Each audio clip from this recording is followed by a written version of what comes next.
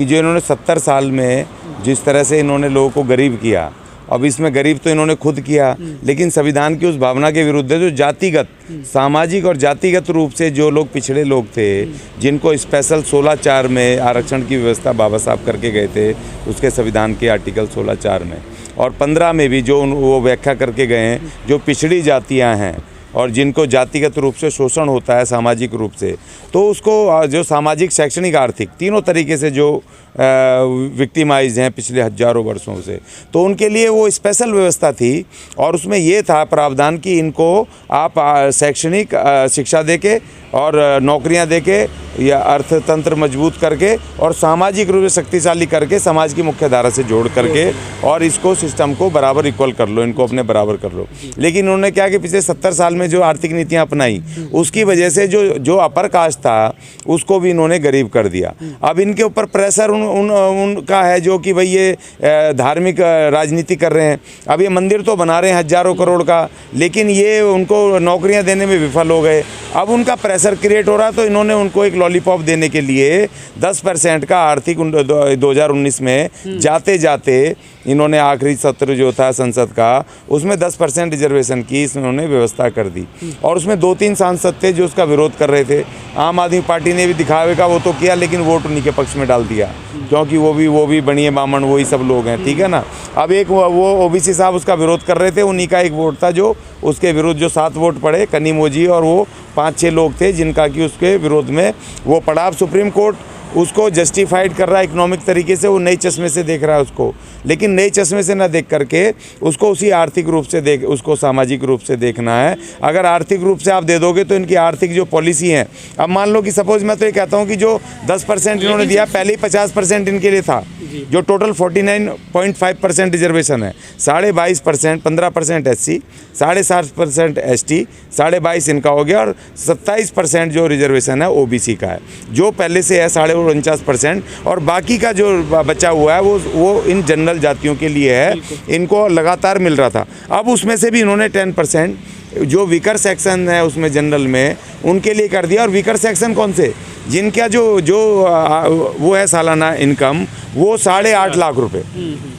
अब 8.5 लाख रुपए वाला अगर जो गरीब हो गया तो 8.5 का मतलब है कि कम से कम 60,000 रुपये उसका मासिक वेतन मतलब 60 से 70 हज़ार रुपये है ना, और 80 का 2.5 लाख रुपए जिसमें वो अमीर माना जाता है, ठीक है ना। उसके 1,20,000 या 2,20,000 रुपये उसके हैं, जिसमें कि 10,000 8,000 की तनख्वाह अगर काउंट करो तो तब जा करके, तो इतना डिफरेंसेस इन्होंने उसमें भी किया है।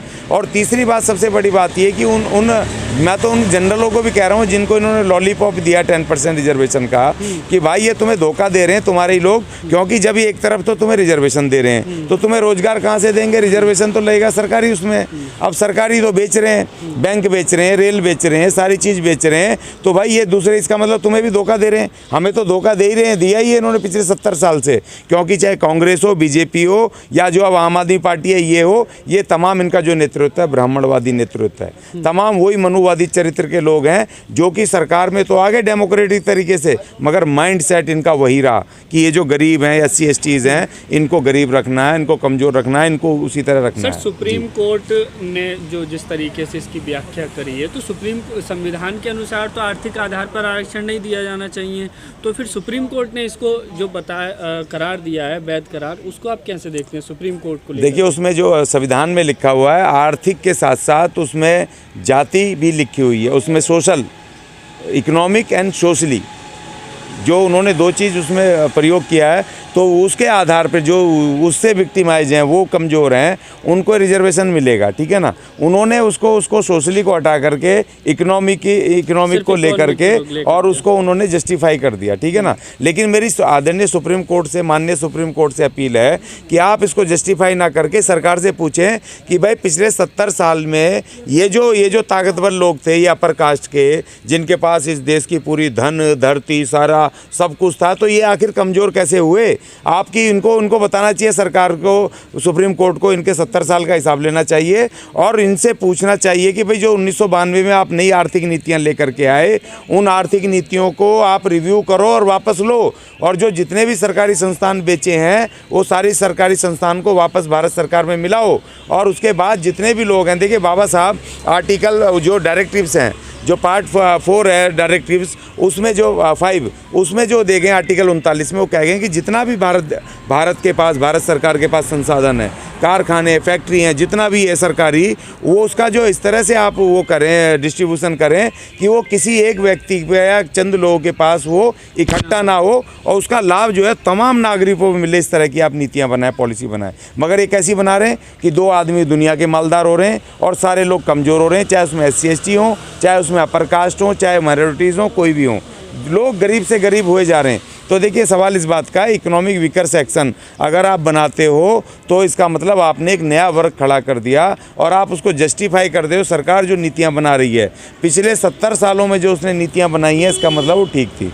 सुप्रीम कोर्ट उस पर मोहर लगा रहा है और हम उसको कह रहे हैं कि भाई हमें 70 साल में हमें आपको रिजर्वेशन ख़त्म कर देना चाहिए था, क्योंकि सारे SC STs को आपने उसको लाके मुख्य धारा से जोड़ करके सबको शिक्षित करके 100% शिक्षित करके 100% लोगों को रोजगार दे करके आर्थिक और शैक्षणिक मजबूत कर देते तो सामाजिक मजबूत हो जाते।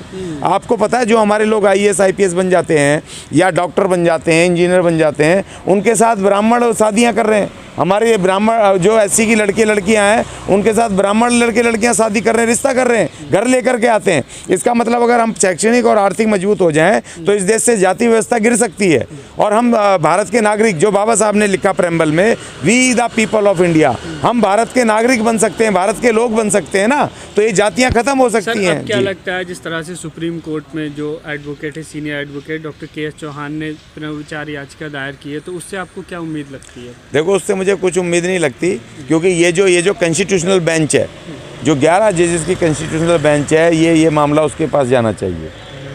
कॉन्स्टिट्यूशन को जो कॉन्स्टिट्यूशन का मामला है, ये संवैधानिक मामला है, तो इसको संवैधानिक मामले को संवैधानिक बेंच के सामने फाइल करना चाहिए। जो भी हमारे सीनियर एडवोकेट हैं, पुनर्विचार याचिका से कुछ नहीं होगा।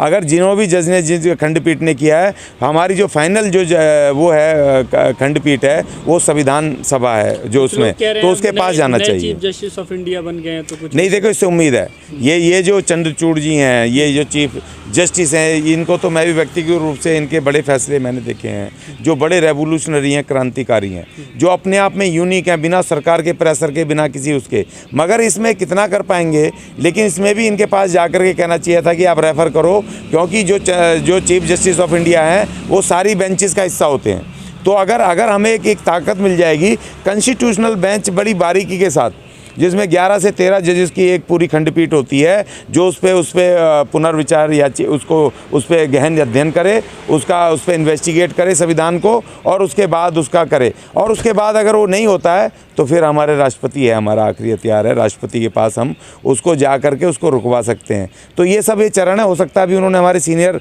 ये भी हो सकता है कि जो सीनियर एडवोकेट हैं उन्होंने एक चांस लिया हो कि अगर मान लो कि यहाँ पुनर्विचार याचिका खारिज हो गई तो एक चांस और मिल जाएगा हमें खंडपीठ, संवैधानिक पीठ के पास जाने के लिए।